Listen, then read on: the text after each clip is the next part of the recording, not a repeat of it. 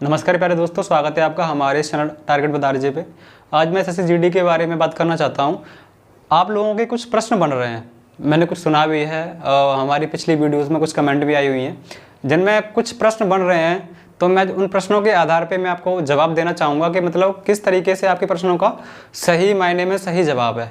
ठीक है, तो मैंने आपके वो प्रश्न जो बन रहे हैं और एक ही मतलब ये प्रश्न किसी एक ही के बारे में नहीं है कि मैंने कर दिया तो ये मेरा ही है। ये उन तमाम मेरे भाइयों के लिए है जिनके मन में ये सारी बातें आती हैं, ये सारे प्रश्न बन भी रहे हैं। ठीक है, तो मैं आपको बता दूं, ये जो एसएससी जीडी की जो अभी फॉर्म आए हुए हैं, जो आपने फॉर्म फिलअप किए हुए हैं, भरे हैं, तो ये देखिए, पहला सवाल तो ये है आप सभी का कि सिलेबस कंप्लीट कहाँ से करें। सिलेबस कंप्लीट कहाँ से करें सर, आप हमें बताएं कौन सा प्लेटफॉर्म ऐसा बेस्ट है जहाँ से हम सिलेबस कंप्लीट करें, या कौन से हम ऐसे या आप कोई भी ऐसा एक प्लेटफॉर्म बता दीजिए जहाँ से हम अच्छी तरीके से हमें एक सही एक कंटेंट मिले, क्योंकि कंटेंट की आवश्यकता हम सभी को है। एक अच्छा कंटेंट मिल जाए एक ही बार में, फिर हमें मेहनत करने की ज़रूरत ना पड़े और हमारा एक ही बार में सिलेक्शन हो जाए।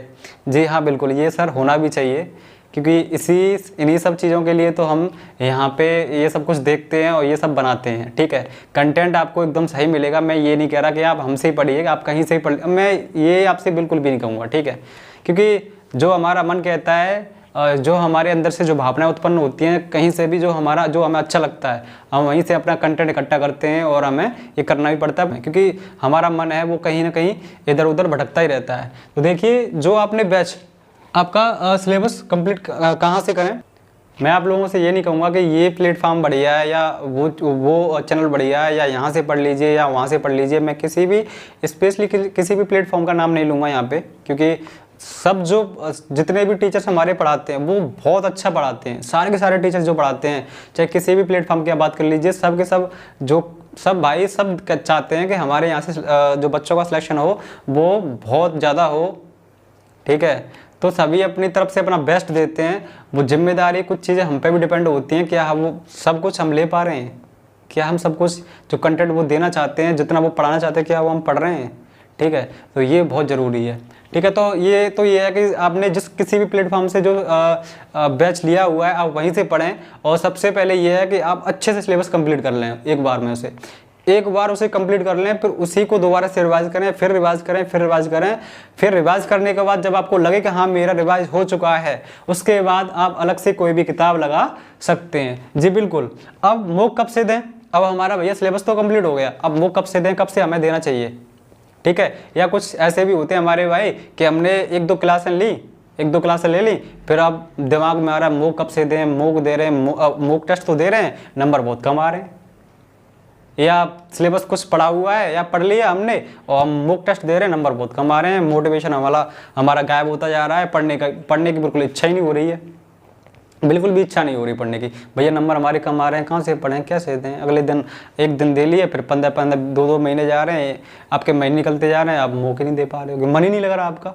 सबसे बढ़िया मैं आपको बता दूं, सबसे बेस्ट तकनीकी ये है, यही रणनीति जैसे बोलते हैं कि आप सबसे पहले अपना सिलेबस अपना कंप्लीट कीजिए, उसके बाद अपना मॉक टेस्ट दीजिए। या ये बिल्कुल भी मैं मानता हूँ कि चलो ठीक है आपका सिलेबस कंप्लीट नहीं हुआ है, कोई बात नहीं है, अगर कगार पे तो है, सिलेबस आपका कंप्लीट होने वाला है, या आपने आधे से 75% या 70% आपने अपना सिलेबस कंप्लीट कर लिया, फिर भी आप अपना मॉक दे सकते हैं। जी हाँ बिल्कुल। अब मॉक किस ऐप से दें, अब भैया ये वाला भी सवाल बनता है कि मॉक टेस्ट तो दें, पर अब किस ऐप से दें या किस प्लेटफॉर्म पे दें, कहाँ से दें।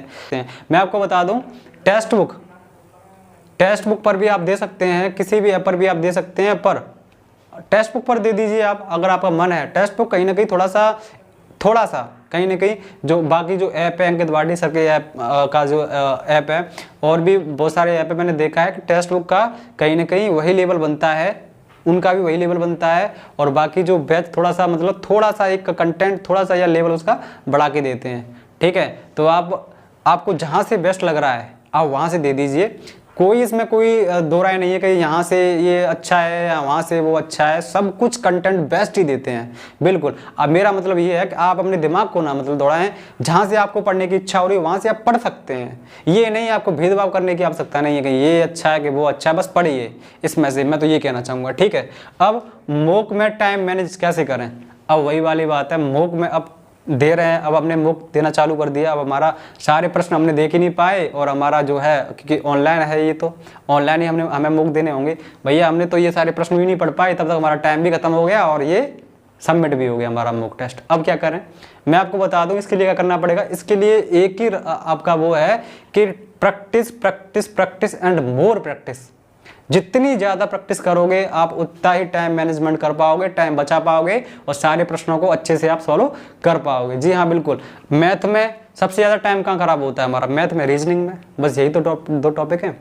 ठीक है, हिंदी जीएस तो आप पढ़ रहे हो, ठीक है, आप पढ़ रहे हो, अगर आपको सवाल का जवाब आ रहा है तो आप लगा दीजिए, नहीं तो आप आगे बढ़ जाइए। पर इसमें क्या होता है, हमने पढ़ा भैया, कोई परसेंटेज का सवाल पढ़ा कि कोई भी ऐसा प्रश्न आया परसेंटेज में, रीजनिंग में, जो हमें लग रहा है कि हमसे आ रहा है भैया, बहुत अच्छे से आ रहा है, पर फिर भी हम उसमें टाइम ले रहे हैं। टाइम क्यों ले रहे हैं, क्या कारण है इसका?